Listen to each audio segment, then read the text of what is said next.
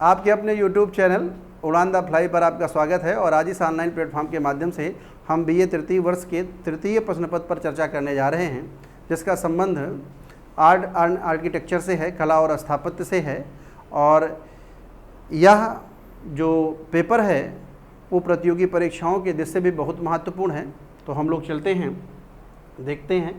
हमारा जो पहला टॉपिक है या पहला यूनिट है, उसके अंतर्गत प्राचीन भारतीय कला का विकास एवं उसकी विशेषताएं पर चर्चा होगी, जिसमें हम देखेंगे कला कहते किसे हैं, कला के कितने प्रकार हैं और कला की क्या विशेषताएं हैं और इसका विकास कैसे हुआ। तो इस टॉपिक के अंतर्गत हम इस पर बात करेंगे। दूसरा जो हमारा टॉपिक होगा वो प्रागैतिहासिक कला होगी, और हम प्रागैतिहासिक मतलब पाषाण युगीन कला के बारे में चर्चा करेंगे और यह देखेंगे कि उन कला से उस काल के मानव के बारे में क्या जानकारी प्राप्त होती है और इसके प्रमाण वो कौन कौन से महत्वपूर्ण स्थल हैं वहाँ से प्राप्त होते हैं, जिसमें हम भीमबेटका, पंचमढ़ी, लिखैया आदि प्रागैतिहासिक कला केंद्रों के बारे में चर्चा करेंगे।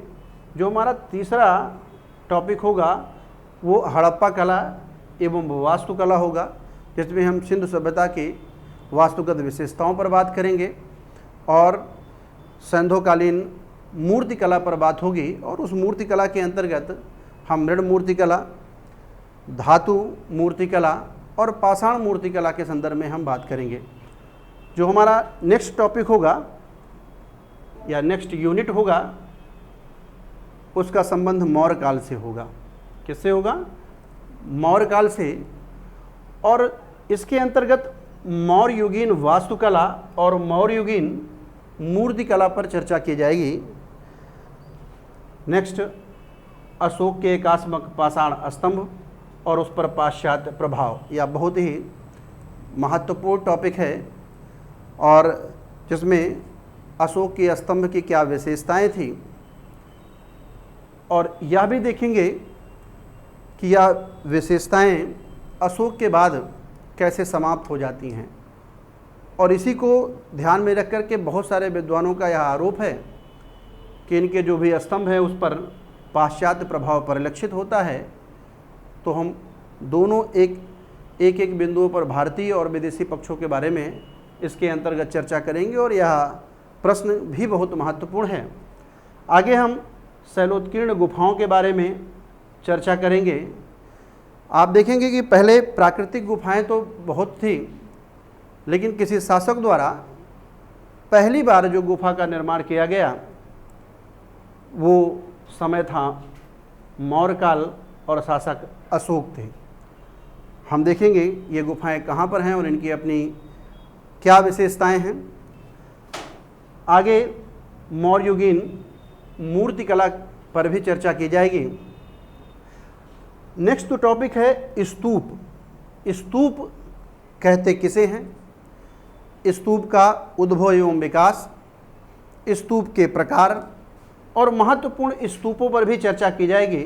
एग्ज़ाम की दृष्टि से स्तूप बहुत महत्वपूर्ण है और हर साल एक प्रश्न आता है स्तूप से जुड़ा हुआ, या तो कोई स्तूप का उद्भव एवं विकास या कुछ प्रमुख स्तूप हैं और उनके वास्तुगत विशेषताओं पर चर्चा करने के लिए, जिसमें महत्वपूर्ण स्तूप के अंतर्गत हम लोग भरहुत स्तूप, सांची स्तूप, सारनाथ स्तूप और बोध गया के स्तूपों पर चर्चा करेंगे। आगे हम देख रहे हैं नेक्स्ट सेकेंड यूनिट का ही यह पार्ट है शैलकृत गुहा वास्तु, जिसमें हम उदयगिरी और खंडगिरी की गुफाओं के बारे में बात करेंगे। पश्चिमी भारत के शैलकृत गुहा वास्तु पर चर्चा की गई, इससे पहले भी हम इस पर चर्चा कर चुके हैं। और इसके अलावा चैत्यगृह बिहार, और चैत्यगृह और बिहार के अंतर्गत भांजे का चैत्यगृह, कारले का चैत्यगृह, कन्हेरी का चैत्यगृह और अजंता और एलोरा की गुफाओं पर चर्चा की जाएगी। नेक्स्ट जो टॉपिक होगा शुंग युगीन कला होगा, जिसमें शुंगकालीन मूर्ति कला पर विशेष तौर पर चर्चा होगी और यह भी देखा जाएगा कि शुंग काल में वो कुछ महत्वपूर्ण स्तूप हैं जिसको परिवर्धित कराने का कार्य शुंग शासक पुष्यमित्र शुंग ने किया था, तो इस पर भी बात होगी। आगे सातवाहन युगीन कला के बारे में भी बात होगी, जिसके अंतर्गत अमरावती का स्तूप और नागार्जुनी कोंडा का स्तूप विशेष महत्वपूर्ण है। इसके बाद जो सबसे महत्वपूर्ण टॉपिक है कुषाण युगीन कला, जिसके अंतर्गत गांधार एवं मथुरा कला बहुत ही महत्वपूर्ण है। गांधार कला की विशेषताएं क्या थी, यह वह कौन सा क्षेत्र था और इसमें किस धर्म से संबंधित मूर्तियां बनाई गई, उन मूर्तियों की अपनी क्या विशेषताएं हैं, उन सारी मूर्तियों के एक एक पक्षों के बारे में चर्चा इस यूनिट के माध्यम से या इस टॉपिक के अंतर्गत की जाएगी।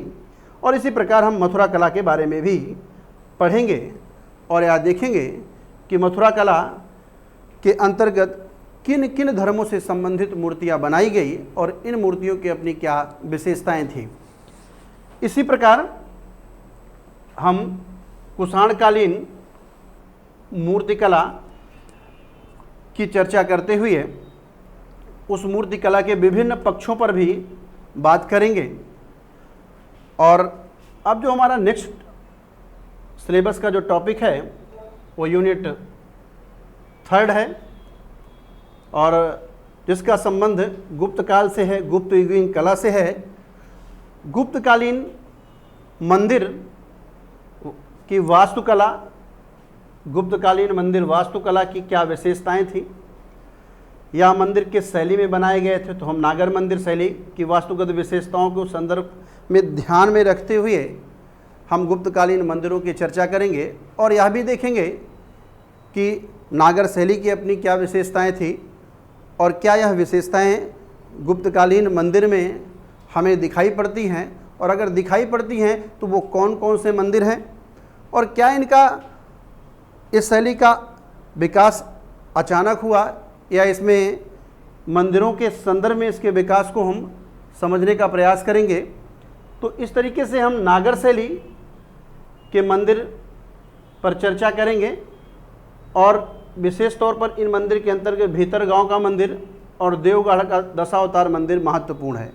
लेकिन ये गुप्तकालीन मंदिर हैं, ये भीतरगांव का मंदिर और देवगढ़ का दशावतार मंदिर।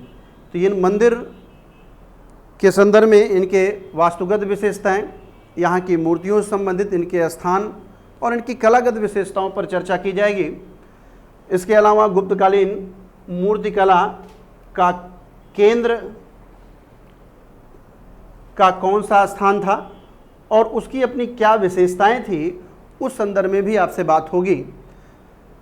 इसके अलावा अजंता की चित्रकला, उसकी शैली और उसकी विशेषताएं, यह भी प्रश्न बहुत महत्वपूर्ण है और अक्सर देख रहे हैं कि यह प्रश्न पूछा जाता है कि अजंता चित्रकला की क्या विशेषताएं थी। तो इस विशेषताओं को भी हम बेहतर ढंग से समझने का प्रयास करेंगे, जो कि 3rd यूनिट का महत्वपूर्ण प्रश्न है। तो हम इस यूनिट के अंतर्गत गुप्त युगीन कला, जिसके अंतर्गत हमने भीतरगांव के मंदिर, देवगढ़ के दशावतार मंदिर पर चर्चा करेंगे और यही नहीं, गुप्तकालीन मूर्तिकला के प्रमुख कला केंद्र और अजंता की चित्रकला शैली और इसकी प्रमुख विशेषताओं पर बात की जाएगी। नेक्स्ट जो यूनिट है हमारा वो 4th यूनिट है और इसके अंतर्गत गुर्जर प्रतिहार युगीन कला पर बात होगी। चंदेल वंश और उनके द्वारा जो कला का प्रश्रय दिया गया, जिसका महत्वपूर्ण केंद्र खजुराहो बना, और हम खजुराहो के मंदिरों पर बात करेंगे और यह भी देखेंगे कि नागर शैली का चरमोत्कर्ष हमें खजुराहो के मंदिर में देखने को मिल रहा है और यहीं पर नागर शैली की क्या विशेषताएं थी और इनके प्रमुख केंद्र उत्तर भारत में कहाँ हैं और खजुराहो के मंदिर की अपनी क्या विशेषताएं थी, वहाँ के सबसे प्रमुख मंदिर कौन से हैं। ये सारे पहलुओं को इस टॉपिक के अंतर्गत समझने का प्रयास किया जाएगा। इसके बाद हम उड़ीसा के मंदिर पर चर्चा करेंगे, जिसके अंतर्गत भुवनेश्वर का लिंगराज मंदिर, कोणार्क का सूर्य मंदिर और पुरी का जगन्नाथ मंदिर, पुरी का जगन्नाथ मंदिर विशेष महत्वपूर्ण है। और हम कोणार्क के सूर्य मंदिर और भुवनेश्वर के लिंगराज मंदिर पर विशेष तौर पर चर्चा करेंगे, क्योंकि ये एग्ज़ाम के दृष्टि से बहुत महत्वपूर्ण है। और इस यूनिट से अक्सर देखा जाता है या तो खजुराहो के मंदिर या भुवनेश्वर के लिंगराज मंदिर या कोणार्क के सूर्य मंदिर से जुड़े हुए प्रश्न पूछे जाते हैं।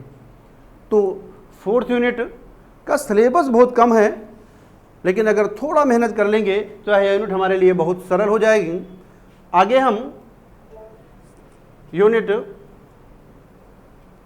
5th 5वीं यूनिट पर हम आपसे बात कर रहे हैं, जिसके अंतर्गत चालुक्य युगीन कला स्थापत्य पर बात की जाएगी और इसके अंतर्गत ऐहोल और पत्तडकल के मंदिरों पर चर्चा होगी। इसी प्रकार राष्ट्रकूट युगीन कला पर बात होगी, जिसके अंतर्गत एलोरा का कैलाश मंदिर विशेष तौर पर देखा जाए चर्चा होगी। और इसी प्रकार पल्लव युगीन कला के अंतर्गत महाबलीपुरम का रथ मंदिर और चोल युगीन कला के अंतर्गत तंजौर का बृहदेश्वर मंदिर पर बात होगी। तो ये जो टॉपिक है 5वीं यूनिट के अंतर्गत आता है और इसमें विशेष तौर पर हमें ऐहोल, एलोरा के कैलाश मंदिर, महाबलीपुरम के रथ मंदिर और तंजौर के बृहदेश्वर मंदिर के संदर्भ में बात करेंगे। और एग्ज़ाम के दृष्टि से यह टॉपिक बहुत ही महत्वपूर्ण है और इनसे अक्सर प्रश्न पूछा जाता है। तो इस प्रकार से हम जो कला के संदर्भ में आपसे बात करने वाले हैं, उसके अंतर्गत हम एक एक यूनिट के महत्वपूर्ण प्रश्न पर बात करेंगे और फिर उन प्रश्नों को कैसे लिखा जाए, कैसे उनके स्थापत्य का स्वरूप रेखांकित करके और उनके एक एक भाग को कैसे दर्शाया जाए, उनका निष्कर्ष कैसा हो और उनकी अपनी खास वास्तुगत विशेषताएं क्या हैं, इन सारे संदर्भों में इस टॉपिक के अंतर्गत बात होगी। तो आज हम BA तृतीय वर्ष के सिलेबस के बारे में बात कर रहे थे और यह तृतीय प्रश्न पत्र से संबंधित था, कला और स्थापत्य।